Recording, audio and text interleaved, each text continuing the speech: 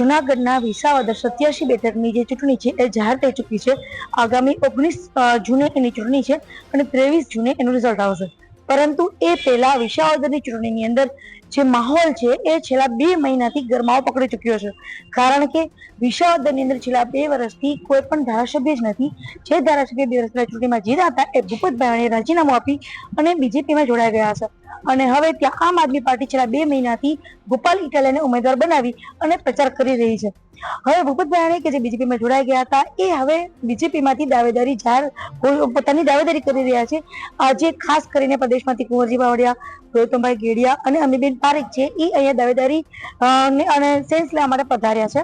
અને એ સેન્સ પ્રક્રિયા દરમિયાન ભૂપતભાઈ ખુદ પણ દાવેદારી માટે આવ્યા છે। આપણે એની સાથે વાત કરીએ કે વિસાવદરની ચૂંટણીને લઈ અને માહોલ કેવો છે, બીજેપીની તૈયારી કેવી છે અને સાથે સાથે જે કોઈ પણ ઉમેદવારને ટિકિટ મળશે તો અન્ય ઉમેદવારો છે એ કેવી રીતે એની સાથે વ્યવહાર કરી શકશે। કારણ કે કાંટેકી ટક્કર બીજેપીમાં વધારે પડતી ખીચતાણ છે। ભૂપતભાઈ, પહેલા તો તમને આજે દાવેદારી તમે રજૂ કરવા આવ્યા છો, શું લાગે છે? હું રાજીનામું આપીને ભારતીય જનતા પાર્ટીમાં જોઈન થયો છું, તો પાર્ટી બધું સારું વિચારશે એવી મને આશા અપેક્ષા છે। સાથે સાથે અમારા વિસ્તારમાં છેલ્લી આમ તો 2012 થી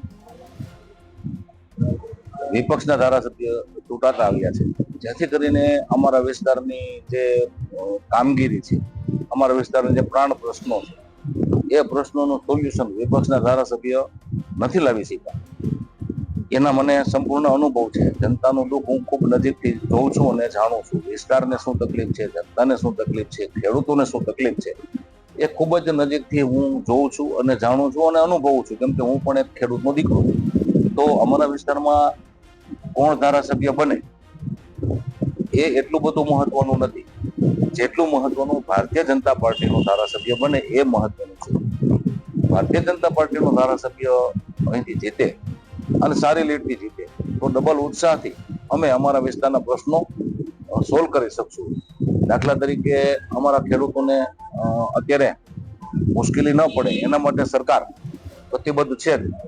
ટેકાના ભાવથી મગફળી, ચણા, તુવેર, રાયડો વગેરે જણસી ટેકાના ભાવથી સરકાર ખરીદી કરે છે। ખેડૂતોને હેરાનગતિ ન થાય, કનડગત ન થાય અને રાત્રે પાણી ન વાળવું પડે એના માટે સરકારે દિનકર યોજનાના માધ્યમથી દિવસે વીજળી આપી દીધી છે મારા વિસ્તારમાં અને મારા જિલ્લામાં। તો અત્યારે અમારો ખેડૂત દિવસે પાણી વાળે છે, રાત્રે પાણી વાળવાની મુશ્કેલીમાંથી ખેડૂત બહાર આવી ગયો છે। ટેકાના ભાવથી જણસીના ભાવ પણ સારા મળે છે। સાથે સાથે અસંખ્ય એવી સબસિડીની પણ યોજનાઓ છે, જે યોજનાઓનો ખેડૂતોને વિપુલ પ્રમાણમાં લાભ મળે છે। હવે વાત રહી સિંચાઈ, અમારો ખેડૂત એને વીજળી અને પાણી મળે તો એના બાવડામાં તાકાત છે કે ધરતી ફાડી ધાન પેદા કરી અને જગતનો તાત જનતાને ધાન ખવડાવે છે। તો અમારા ખેડૂતને પાણીની જરૂર છે, તો સૌની યોજના લઈને 4નું પાણી, એ પાણી અમે ભારતીય જનતા પાર્ટીનો જે ધારાસભ્ય ચૂંટાવીએ તો ભેસાણની ઉબેણ નદી છે એમાં પણ પાઇપલાઇન નાખવાની છે, મોરવાડા ગામે પાઇપલાઇન નાખવાની છે, વિસાવદર તાલુકાના વિછાવડ ગામે પાઇપલાઇન નાખવાની છે, ઝાંઝાશ્રી ડેમ જે વિસાવદર તાલુકાનો ડેમ છે અને આજુબાજુના 15 થી 20 ગામના ખેડૂતોને એની કેનાલનો લાભ મળે છે। તો લિંક 4નું પાઇપલાઇન અમે ઝાંઝાશ્રી ડેમમાં નાખી શકીએ, સોનાવણી ડેમમાં નાખી શકીએ અને બિલખાના રાવત સાગર ડેમમાં પણ અમે સૌની યોજના લિંક 4નું પાણી પહોંચાડી શકીએ। આ અમારી પ્રાથમિકતા અને અગ્રતા છે અને સરકાર પણ પ્રતિબદ્ધ છે। અમારી આ વાત સરકારે માની છે અને અહીંથી ભારતીય જનતા પાર્ટીનો ધારાસભ્ય ચૂંટાઈ જાય તો ખૂબ જ નજીકના મહિનાઓમાં એનું સર્વેની કામગીરી હાલ અમારી માગણી મુજબ શરૂ છે, પરંતુ ખૂબ જ નજીકના મહિનાઓમાં એની મંજૂરી મળી જાય, અમારો ધારાસભ્ય આ મંજૂર કરાવી અને અમારા ખેડૂતોને સિંચાઈનું પાણી અપાવે, અમારી પ્રાથમિકતા છે।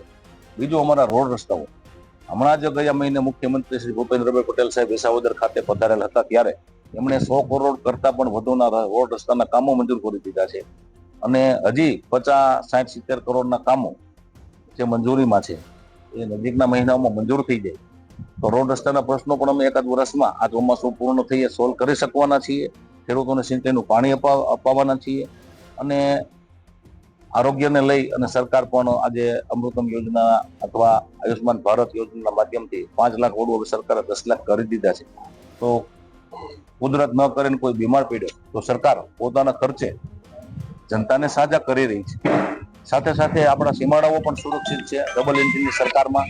તો નરેન્દ્રભાઈ મોદી સાહેબના નેતૃત્વમાં દેશ જે તીવ્ર ગતિ આગળ વધી રહ્યો છે અને વિશ્વમાં આપણી જે સાંખ ઊભી થઈ રહી છે એવું સક્ષમ નેતૃત્વ આપણું ગુજરાતનું રત્ન નરેન્દ્રભાઈ મોદી સાહેબ એ જોડી મોદી સાહેબની અમિતભાઈ શાહ સાહેબ જેવી ગાંધીજી અને સરદાર પટેલની જોડી હતી ગુજરાતની, એવી જ જોડી આજે ગુજરાતની જનતાએ આપી છે દેશને.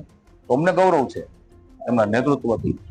તો ભારતીય જનતા પાર્ટીનો ધારાસભ્ય અહીંથી ન ભૂતો ન ભવિષ્ય એવી લીડથી અમે જીતાડવાના છીએ અને અમારા તમામ પ્રશ્નોનું સોલ્યુશન. હવે અમારા આવા પ્રશ્નો નથી જોતા કે ભાઈ હું સરકાર અમારી નથી તો મારું કઈ ચાલતું નથી એવા શબ્દો ધારાસભ્ય બોલે અને જનતાએ સાંભળવા પડે એવા શબ્દો જ અમારે નથી સાંભળવા. ભારતીય જનતા પાર્ટીના જ ઉમેદવારની ચૂંટણી જીતાડવાની છે. ઉમેદવાર મને લડાવે તો પણ ભલે અને ન લડાવે તો જેને લડાવે એને ખંભે બેસાડી અને ભૂપત ભાયાણી ભારતીય જનતા પાર્ટીનો ધારાસભ્ય અહીંથી ચૂંટાવશે. અચ્છા, ક્યાંક ને ક્યાંક કિરીટ પટેલ, હર્ષદભાઈ બડિયા અને ભૂપત ભાયાણી આના વચ્ચે ટક્કર છે એવું ખરી? ના, અમારી વચ્ચે બિલકુલ ટક્કર હોય કે એકાબીજાને કઈ કાટિયા ખેંચ હોય એવું બિલકુલ નથી. હર્ષદભાઈ અને અમારી વચ્ચે સારા સંબંધો છે, એક ભાઈચારાની ભાવના છે. હું એક મોટા ભાઈ તરીકેનું માન સન્માન એમને આપું છું અને પ્રોટોકોલ મુજબ એ પૂર્વ ધારાસભ્ય છે, અમારા વિસ્તારના નેતા છે, અમારા વિસ્તારમાં એમણે પણ કામ કર્યું. તો અમારી વચ્ચે અત્યારે કોઈ પણ મતભેદો નથી બિલકુલ. એમનું અને અમારું સહિયારો એક લક્ષ્યાંક છે કે ભારતીય જનતા પાર્ટીનો ઉમેદવાર ચૂંટણી જીતે, સારી લીડથી જીતે અને અમારા વિસ્તારનું રક્ષણ કરે, અમારા ખેડૂતોનું રક્ષણ કરે અને અમારા વિસ્તારના પ્રશ્નોને વાચા આપી અને અમારા વિસ્તારના જે કઈ નિરાકરણ કરવા પડે એવા 2-3 પ્રશ્નો છે, પ્રાણ પ્રશ્નો, એ પ્રશ્નોનું સોલ્યુશન કરે એવો વ્યક્તિ અમારે જોઈએ છે. તો કોઈ પણ આવે બધા ભાઈચારાની ભાવનાથી અમે ચૂંટણી લડવાના છીએ. અચ્છા ભૂપતભાઈ, ચૂંટણીની તારીખ છે એ બહુ ટૂંક સમયમાં જાહેર કરી છે અને ચૂંટણીની જે તારીખો આવી છે એ પણ ખૂબ ટૂંકો ગાળો છે.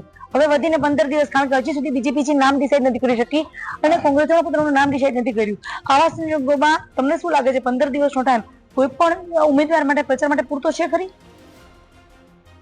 હું માનું છું ત્યાં સુધી બેન, વિસાવદરની જનતા હોય કે કોઈ પણ વિધાનસભા ક્ષેત્રની જનતા હોય અને જે ચૂંટણી લડવા ઈચ્છતા હોય અને ચૂંટણી લડવાની લાયકાત, યોગ્યતા, પાત્રતા ધરાવતા હોય એવા લોકો અને એની જનતા એ એનો પરિવાર હોય છે, એક ભાઈચારો હોય છે. તો પરિવારમાં 15 દિવસનો સમય તો ઘણો કહેવાય. હું તો માનું છું કે 5 દિવસનો સમય પણ ઘણો કહેવાય, કેમ કે અમારી જનતા એ અમારો પરિવાર છે. હર્ષદભાઈ હોય તો ભલે, કિરીટ પટેલ હોય તો ભલે, ભૂપત ભાયાણી હોય તો ભલે અને અન્ય કોઈ પણ વ્યક્તિ હોય, અમારો પરિવાર છે. વિસાવદરની જનતા એ અમારો પરિવાર છે. જુનાગઢ જિલ્લાની જનતા એ અમારો પરિવાર છે.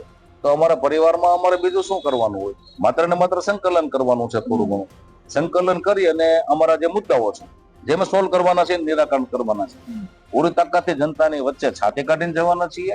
અમારી સરકારે એવા કામો કર્યા છે કે અમે છાતી કાઢીને જનતાની વચ્ચે જઈ શકીએ. તો અમે જનતાની વચ્ચે જાહું, પુણ્યથી જાહું, પ્રેમથી જાહું અને વિસાવદર વિધાનસભામાં ભારતીય જનતા પાર્ટીનો ઉમેદવાર જીતાડવાના શું મહત્વ છે લોકોની વચ્ચે જઈને અમે કહેવાના છીએ અને આ ચૂંટણી ન ભૂતો ન ભવિષ્ય એવી લીડથી અમે જીતવાના છીએ. ભૂપતભાઈ, મારો છેલ્લો ક્વેશ્ચન છે.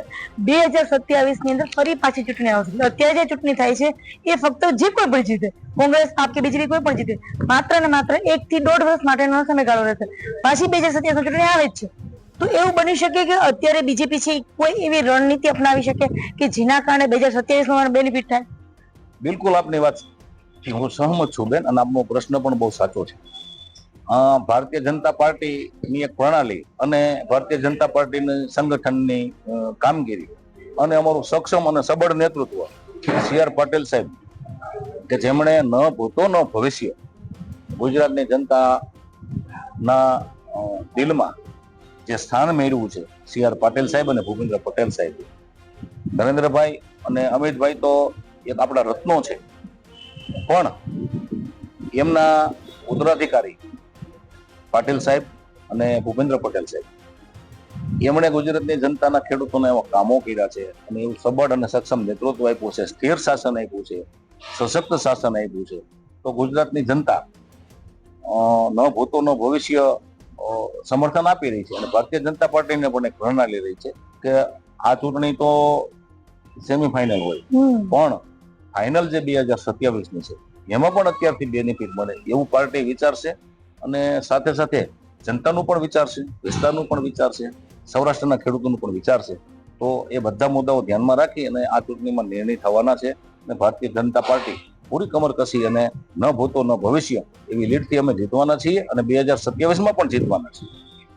તો આ તો બહુ જાણી ચૂક્યા છે ના ભૂતોના ભવિષ્યથી. અત્યારે જે છે એ તો સેમીફાઇનલ છે.